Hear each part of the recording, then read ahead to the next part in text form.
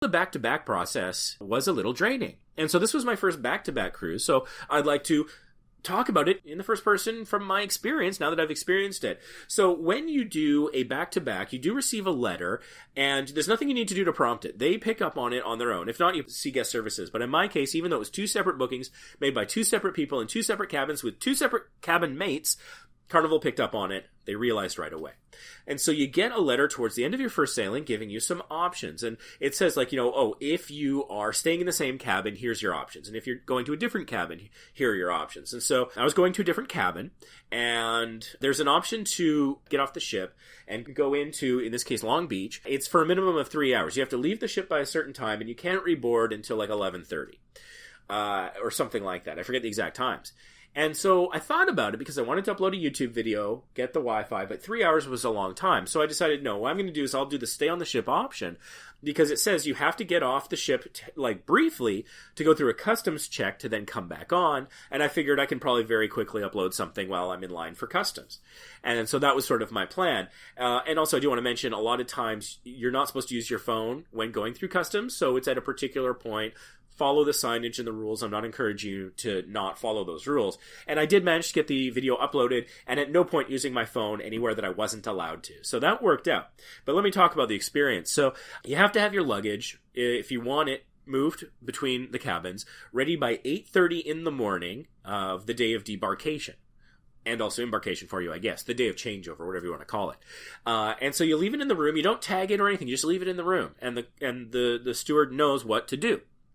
And that worked perfectly. I left my luggage, and it was waiting for me in the new cabin. So you still have to vacate your cabin by the standard time. So I did that, hung out with family on Lido, and then I believe it was at 10:30, I needed to report to the lounge with all the other people doing back-to-back. So I head to the lounge, and I'm trying to figure out, because one door is closed and the other door says suite guests only, and I'm not a suite guest. I've never stayed in a suite. I would love to show you a suite. Support us on Patreon. Maybe one day we will. Patreon.com/vacationimpossible. Gotta get the plug in. But I can't afford a suite. And so, anyways, this was a back-to-back. So there was a staff member there, and I said, oh, is this where back-to-backs go? Because your sign says suite only. And this was kind of weird. In all my experience with Carnival, talking to staff, I've never really felt like there was a language barrier, but this was my first time going from cruise 25 to 26. I actually encountered someone who I legitimately thought did not speak English. I thought that they were maybe, just welcoming attendant staff, maybe bar staff, but then I noticed later that they were sweeping up, so it was like maybe custodial, and so maybe they don't, because they maybe don't have many guest interactions. I don't know, it was weird, but they almost seemed afraid of my question. Or the interaction. They seemed incredibly nervous and awkward. But then somebody else swooped in and said, oh yeah, you're in the right place, you're in the right place. So then you sit down, but nothing really happens until the ship has had all of the guests leave, other than the back-to-backers. And so there's some light snacks and drinks available, but basically you're just sitting there and waiting. And it was quite a long wait. And so somebody who was there was announcing how many guests we had to wait to get off the ship before we could begin our process intermittently. So they're like, 1,500 to go. And I'm like, oh boy, looking at my watch. And then, 900 to go. I'm like, okay, we're making good progress. 7 to go. And I'm like, what? And that's when the cruise director starts making announcements about this is your final notice that you need to vacate the ship now, or something to that effect. And he made the final notice announcement 3 separate times, so not totally final those first 2 times. And then he starts naming and shaming people, and so he's announcing 5 names, and then he made another announcement where there was only 2 of those names remaining, and I just remember the last name was Torres, and he did that for a while. And so it seemed like they were having to hunt down people who weren't getting off the damn ship. And so that's the question we get sometimes is what, do people try to stow away? And I mean, I guess maybe people do, but the simple fact is they know you are on board and you scan out. That's why you have to have your sail and sign card when you leave the ship, so they scan you out. They know if you haven't left yet. And so that took a while and really delayed the process. And so these 2 people, these Torreses, were delaying it for us and for all the people waiting to get on the ship, including Sam, who was coming on board to join me. And so eventually they got the Torreses off the ship somehow, some way, hopefully voluntarily. I only can speculate.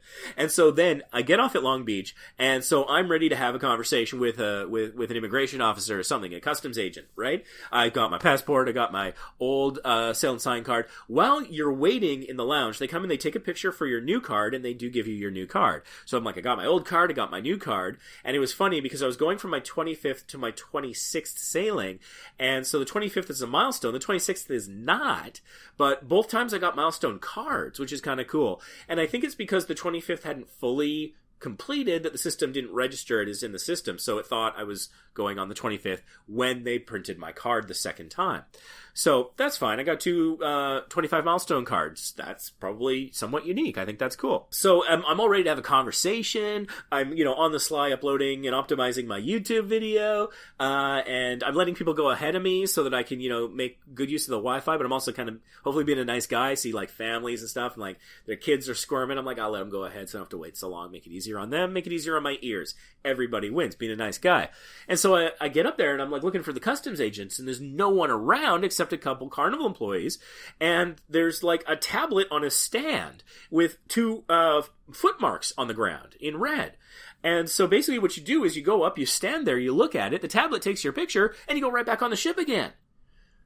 So, okay, I mean, I know that they've got this facial recognition thing that you can agree to the terms and conditions of when you check in online for your cruise, and so I guess that was sufficient, but they don't make that clear to the guest, and maybe they don't because it might not always be that way. Maybe sometimes you have to talk to customs depending on maybe the setup, the day, how many customs people are available, concerns, or perhaps your own sort of information, whether or not you've consented to the facial recognition, for example.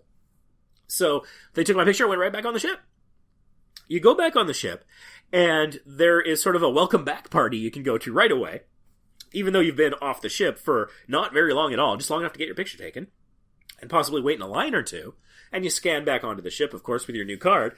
And so there, they take your picture with a sign about back-to-back, and so I made a silly little face, and I got my picture for that, and it's just a cheap like inkjet printout on glossy paper. Like the image quality is not fantastic, but it's free. So that came to the cabin several days later, in an envelope from the Pixels photo gallery. And then you can get a drink. And so I elected to grab a can of Pepsi because again, not a heavy drinker, but they had champagne and stuff like that to welcome you back aboard. And then you're kind of free to go about the ship. And so I came directly to the cabin, and there was a very nice fruit bowl and a bottle of champagne, or a sparkling wine, I should say. A bottle of sparkling wine and a nice fruit bowl waiting for me as a back-to-back person. And so that was pretty cool.